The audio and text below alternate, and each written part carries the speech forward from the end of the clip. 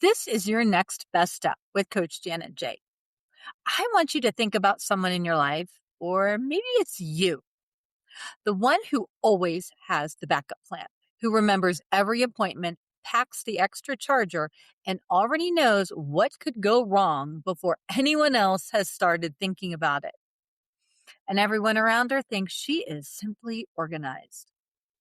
There is a reason her brain will not stop scanning for what might go wrong, and it has nothing to do with being a planner.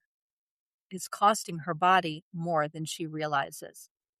So let me paint this picture because I think you're going to recognize it.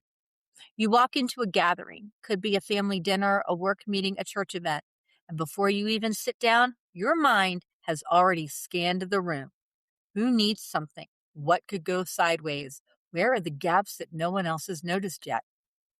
You are mentally running through tomorrow before today is even finished. You have 3 contingency plans for a situation that has a 90% chance of going fine. And the 10%, you have mapped that too. People call you reliable, capable, the one who holds it all together. And from the outside, that's exactly what it looks like. But it feels like on the inside is a completely different story. Your chest is tight. Your thoughts move at a pace that makes rest feel impossible. You wake up at 2 a.m. running through a list that does not exist yet, and you cannot explain why you feel exhausted when, by every external measure, things are going well. This has a name. It is called high functioning anxiety. High functioning anxiety is not a formal clinical diagnosis in the DSM, but it is well recognized in clinical practice and in research on generalized anxiety. Here is what distinguishes it. A person with high functioning anxiety maintains outward performance, work, relationships, responsibilities, while experiencing significant internal distress. The anxiety is present. It just doesn't disrupt things other people can see. And that is exactly why it goes unaddressed. Research shows that individuals whose anxiety coexists with visible achievement are significantly less likely to seek support because they do not meet the picture of what they think anxiety is supposed to look like. And if you are hearing yourself in this, the woman who looks like she has it all together, here's what I want you to know. Looking fine and being fine are 2 very different things. Here's the part that matters for your physical health, and it is something most women in this pattern do not know. When your brain stays in scanning mode, constantly assessing risk, anticipating what could go wrong, running through plans and backup plans, it activates your HPA axis. That is your hypothalamic pituitary adrenal axis, your body's central stress response system. Cortisol stays elevated. Adrenaline keeps circulating. Your nervous system stays on alert. And the cumulative effect of that has a name too: allostatic load. It is the wear and tear on your body that accumulates from sustained stress activation. Think of it as the long-term bill for a stress response that never fully powers down. Research consistently shows that elevated allostatic load is linked to cardiovascular strain, immune suppression, disrupted sleep, and cognitive fatigue. And it accumulates whether or not the stress is visible to anyone else. Women are nearly twice as likely as men to experience anxiety disorders. The gender gap is well documented across multiple large-scale studies, and high-functioning presentations are among the most under-identified because the very achievement that anxiety drives becomes the reason no one asks if something is wrong. So, if you are sitting here recognizing yourself in this, The woman who is always prepared, always anticipating, always 3 steps ahead. I want to ask you something. When is the last time someone asked you how you were doing and you gave an honest answer? Because women with high functioning anxiety often become invisible to the people who love them.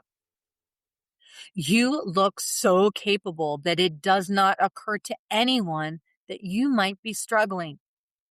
And it may not even occur to you because this is how it's always been. You have absorbed the anxiety into your identity and called it being responsible. And that is a pattern worth noticing.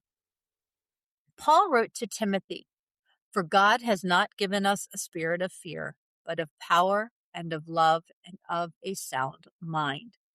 That is 2 Timothy 1:7. The Greek word translated sound mind is sophronimus. It appears only once in all of Scripture, and it is a richer word than sound mind might suggest at first glance. It comes from sozo, to save, to make whole, and phren, the mind. Literally, a mind that has been made whole. Commentators describe it as the capacity for sound judgment, self-governance, integration. A mind that is not scattered by panic and not driven by fear, dressed up as planning. That word is doing something important for this conversation, because what high functioning anxiety creates is a fragmented mind, the one that is always in the future, always scanning, always bracing. And what God offers is a mind that is integrated, present, whole. Power, love, and a sound mind are not things you earn by managing everything well enough. These are gifts from a God who never intended your nervous system to be the one holding everything together. Mentally, high-functioning anxiety keeps your brain in constant threat assessment. It narrows your thinking to what could go wrong and makes it difficult to be present to what is going well right now. Emotionally, it isolates you.